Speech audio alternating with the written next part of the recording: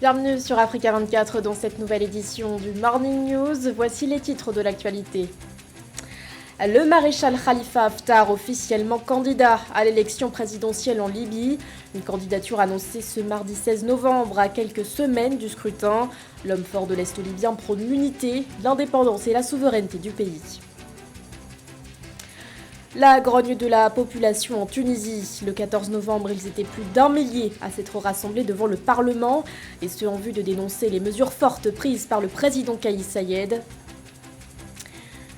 Et puis un nouveau programme de financement en vue de renforcer la résilience des populations du Sahel face au changement climatique. Le FIDA et le Fonds vert pour le climat ont annoncé à la COP26 un investissement de 143 millions de dollars. Les détails à suivre dans ce journal. Mais tout d'abord, la mort de 11 civils en Centrafrique. Ils ont été tués ce dimanche 14 novembre lors de combats entre rebelles et militaires centrafricains. Des combats qui se sont déroulés dans le nord-ouest du pays. Selon le préfet de Ouampende, Dieudonné Yougena, des rebelles se sont infiltrés dans un marché situé près du village de Man. Dans les détails, 9 hommes et 2 femmes figurent sur la liste des victimes.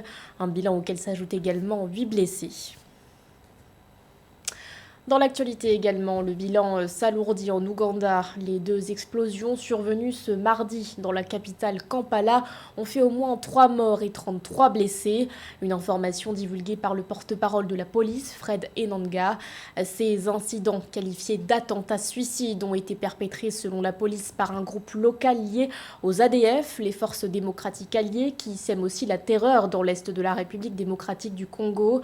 Selon la Croix-Rouge ougandaise, parmi les 33 personnes blessées, 21 sont des policiers. Il se lance dans la course à la magistrature suprême en Libye. Le maréchal Khalifa Haftar a annoncé ce 16 novembre sa candidature à l'élection présidentielle prévue pour le 24 décembre prochain. L'homme fort de l'Est libyen dit vouloir conduire le peuple vers la gloire, le progrès et la prospérité. Mildred Yamou. L'homme fort de l'Est de la Libye, le maréchal Khalifa Haftar, a officiellement annoncé le 16 novembre 2021 sa candidature à l'élection présidentielle prévue le 24 décembre 2021. Dans son discours à la télévision nationale, le maréchal Haftar a promis de conduire la Libye sur la voie de la réconciliation, de la paix et de la construction en cas de victoire. Je déclare ma candidature à l'élection présidentielle, non pas parce que je cours après le pouvoir, mais pour conduire notre peuple en cette période cruciale vers la gloire, le progrès et la prospérité. L'élection de décembre est le seul moyen de sortir la Libye du chaos.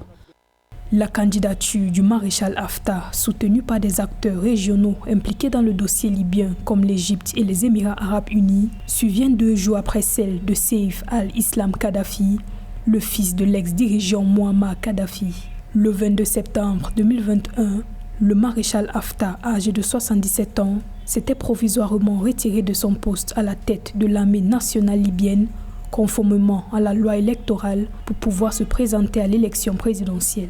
Le maréchal Haftar est l'homme des Émirats et même d'Israël, si l'on en croit la visite de son fils dans l'État hébreu, et cette visite étant reconnue par le ministre des Affaires étrangères de ce pays. En outre, son offensive meurtrière de 2019 est dans toutes les mémoires. Il bénéficiait déjà du soutien inconditionnel des Émirats, mais aussi de la France et de la Russie. Aujourd'hui, s'il se présente, on est à peu près sûr que ce n'est pas dans l'intérêt de la démocratie, puisqu'il a essayé par tous les moyens de prendre le pouvoir par la force. Il a déjà le soutien des Israéliens et des Émirats, mais il risque aussi d'avoir le soutien des Européens s'il leur promet de lutter contre l'immigration clandestine africaine, comme l'avait fait Kadhafi après la sortie de l'embargo. Donc si victoire il y a, avec ou sans trucage, on est sûr que le Haftar ne sera pas l'homme de la stabilisation de la Libye, encore moins de sa démocratisation. La loi électorale permet au maréchal Haftar de pouvoir retrouver son poste militaire s'il n'est pas élu. Khalifa Haftar est une figure controversée dans la politique libyenne. En 2019, il avait lancé une offensive d'1 an sur la capitale Tripoli sous prétexte de contrer les groupes armés. Il a ainsi été accusé de crimes de guerre et d'établir une dictature militaire dans le pays. La rue Grondé, le dimanche 14 novembre en Tunisie. Plus d'1 millier de Tunisiens s'étaient rassemblés devant le siège du Parlement à la suite de l'appel lancé par les citoyens contre le coup d'État. Une mobilisation organisée en vue de protester contre les mesures prises par le président Kais Saied le 25 juillet dernier à Aïssatou Bari. Un coup d'État, c'est le terme utilisé par les milliers de manifestants qui se sont rassemblés le 14 novembre aux abords du Parlement pour protester contre la décision du président tunisien Kais Saied de s'arroger les pleins pouvoirs. Le 25 juillet, le président tunisien, invoquant un péril imminent, avait limogé le Premier ministre, suspendu le Parlement tout en prenant le contrôle du pouvoir judiciaire. 4 mois après, l'opposition exige toujours le retour à l'ordre constitutionnel. En ce qui concerne la manifestation de dimanche dernier, il faut dire que c'est le parti Ennahda qui l'a essentiellement organisé. Le gel des activités du Parlement tunisien a été préjudiciable essentiellement au parti Ennahda qui a passé 10 années au pouvoir et qui est à l'origine de la détérioration de la situation économique, politique et sociale en Tunisie. La nomination de Najla Bouden Ramdan comme chef du gouvernement le 29 septembre n'a pas calmé les protestataires, même si le président Saïed a évoqué le caractère provisoire de ces mesures exceptionnelles. Le 22 septembre, il a promulgué un décret officialisant la suspension de plusieurs chapitres de la Constitution, tout en promettant de modifier la Constitution de 2014.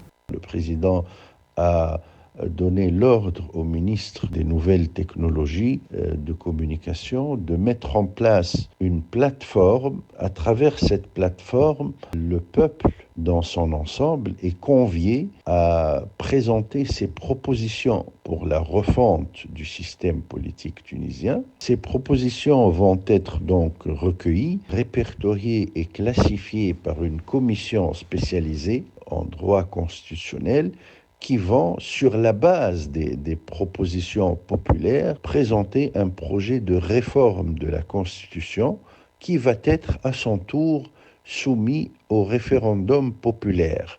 Des organisations non gouvernementales tunisiennes et internationales sont montées au créneau pour critiquer un accaparement du pouvoir et affirment craindre pour les droits et libertés publiques.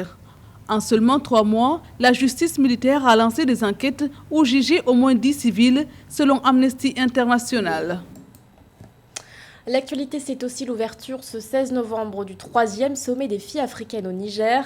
Cet événement organisé dans la capitale Niamey est placé sous le thème culture, droits humains et responsabilité, accélérer l'élimination des pratiques néfastes. Au cœur de ces échanges qui s'étendent sur 2 jours, la problématique du mariage précoce ou encore la question de la scolarisation des filles. À la veille du sommet, Human Rights Watch avait d'ailleurs lancé un appel aux dirigeants africains. L'ONG estime que les gouvernements devraient donner la priorité à l'éducation des filles enceintes et des adolescentes mariées. Si globalement la COP26 laisse derrière elle un goût d'inachevé, quelques accords concrets ont néanmoins pu être scellés. Durant cet événement, le Fonds vert pour le climat et le Fonds international de développement agricole se sont engagés à accroître la résilience des populations face au changement climatique dans la région du Sahel. Un nouveau plan d'investissement de 143 millions de dollars est prévu à cet effet. Aïssatou Bari. Un montant de 143 millions de dollars a été annoncé lors de la COP26, dénommé Programme africain de gestion intégrée des risques climatiques. Il va opérer dans 7 pays du Sahel. Le programme a déjà reçu un don de 82,8 millions de dollars du Fonds vert pour le climat et un cofinancement de 60,4 millions de dollars du FIDA, de la BAD et de l'African Risk Capacity. Les actions concrètes, c'est le moment de les poser. Il est important donc de réfléchir à comment rendre ces ressources-là utiles au continent africain et spécifiquement à la région du Sahel. Je crois que le problème part juste donc de la nécessité d'avoir des données fiables, d'avoir une compréhension réelle des problèmes et aussi trouver l'approche la plus utile pour que ces problèmes-là soient véritablement résolus. La région du Sahel est l'une des plus vulnérables aux effets du changement climatique. Les pays du Sahel se classent parmi les 20% les plus vulnérables et les moins préparés au changement climatique. 3 pays, le Niger, le Tchad et le Mali, font partie des 10% les plus à risque. Je crois que l'approche projet-produit a montré ses limites et qu'il va falloir donc s'approcher des populations de cette région, de les écouter, de comprendre leurs besoins et de les impliquer dans la quête des solutions. C'est seulement à partir de ce moment que même si les ressources disponibles étaient limitées, la relève sera assurée par les communautés elles-mêmes qui, faut-il le rappeler, sont les vraies victimes du changement climatique dans la région. Cette initiative vient s'ajouter à plusieurs autres programmes d'adaptation au changement climatique sur le continent. Il s'agit notamment de celle de la Grande Muraille Verte de 8000 km allant de Dakar à Djibouti avec des promesses de financement de 14 milliards de dollars sur 5 ans. À Madagascar, le secteur privé s'active en faveur de la reprise économique post-Covid. À l'heure où les séquelles de la crise sanitaire se font toujours sentir sur l'économie, le groupement des entreprises a lancé un appel aux autorités malgaches. Il exige que des discussions soient menées avec le gouvernement dans le but de plancher sur une vraie politique de relance. Les explications d'Ameneji. Très affecté par les retombées néfastes de la pandémie du Covid-19, le secteur privé malgache demande en urgence une politique de relance au gouvernement afin d'amortir les effets de la crise. De retour de sa participation à la réunion de la Confédération générale des entreprises de la Côte d'Ivoire, Madagascar veut s'inspirer du succès économique du gouvernement ivoirien et ses entreprises. Si le président Hans Rajwen ou encore les entreprises malgaches sont très attentifs à ce qui se passe en Côte d'Ivoire via le président Alassane Ouattara, c'est parce que les infrastructures se développent de manière croissante et exponentielle en Côte d'Ivoire, ne serait-ce que par le fait qu'il y ait la construction d'autoroutes et de ponts, et on sait que dans la circulation des marchandises et des biens et des services, il est important que des infrastructures arrivent de manière importante sur le sol malagasy. En revanche, les caractéristiques des deux pays sont très différentes. La fermeture des frontières du pays durant 15 mois a plongé l'économie malgache dans une récession de 2% et une inflation de 3%. Avec le ministère des Finances et les douanes, le secteur privé a travaillé sur un document de relance économique du pays à courte échéance, basé sur une fiscalité incitative, tant au niveau des impôts que des taux de douane. On regarde de manière très attentive à ce qui se passe en Côte d'Ivoire et on espère que la relance économique pourra se passer par ce biais-là. Aujourd'hui, les différents acteurs actent pour à ce qu'il y ait un climat beaucoup plus favorable en dehors de la crise sanitaire, en dehors également de l'instabilité politique qui a beaucoup pesé sur le sol malagasy, et tout cela abonde à ce que l'économie puisse se relancer et que les entrepreneurs puissent investir davantage et avoir des gages de sécurité qui seront favorisés par les pouvoirs publics. Le 14 août dernier, les groupements et syndicats professionnels du secteur privé à Madagascar ont adressé une lettre au chef de l'État, soulignant la nécessité de planifier une sortie de crise. À ce sujet, ils souhaiteraient établir un calendrier afin que les entreprises puissent se projeter et reprendre leurs activités et investissements. Les citoyens obtiennent en partie gain de cause au Mali. Depuis plusieurs mois déjà, la population proteste contre la cherté de la vie et la hausse des prix de certaines denrées alimentaires. Pour apaiser les tensions, les autorités ont décidé d'appliquer des subventions sur certains produits de première nécessité. Mildred Yamou. Pour améliorer le coût de vie, le gouvernement malien a annoncé des subventions sur certains produits de première nécessité. En effet, une baisse de 50% des taxes à l'importation sera appliquée sur 30 000 tonnes d'huile de cuisson, 60 000 tonnes de sucre et 300 000 tonnes de riz, selon un communiqué du gouvernement. Ces mesures d'urgence économique constituent des avancées notables dans le cadre de la lutte contre la pauvreté au Mali. Faut-il déjà rappeler que le tissu industriel malien reste très faible. L'économie malienne reste fortement dépendante des pays ayant des façades maritimes, notamment le Sénégal et la Côte d'Ivoire. Donc la production industrielle locale reste très faible. Donc nous restons assujettis aux externalités liées au choc exogène par rapport à la variation des prix sur le marché, effectivement international. Donc cette mesure va permettre évidemment, en termes également d'impact, de pouvoir permettre à un flou important de la communauté et des populations maliennes de sortir notamment du cercle vulnérable de la pauvreté.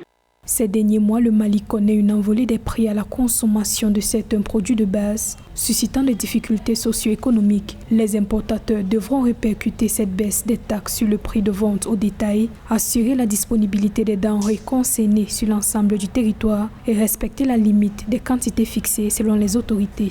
Au-delà de ces mesures, il va falloir mettre en place un comité de suivi pour pouvoir permettre à ces instructions gouvernementales d'être mises en œuvre en réalité. Parce que nous risquons d'assister à l'incivisme et parfois au non-respect de ces mesures barrières sur le terrain. Mais au-delà de ces mesures sporadiques, il est important pour le gouvernement malien d'aller dans le cadre d'une approche durable, notamment la question des exonérations accordées à certains commerçants qui ne répliquent pas cela sur le prix, sur le marché.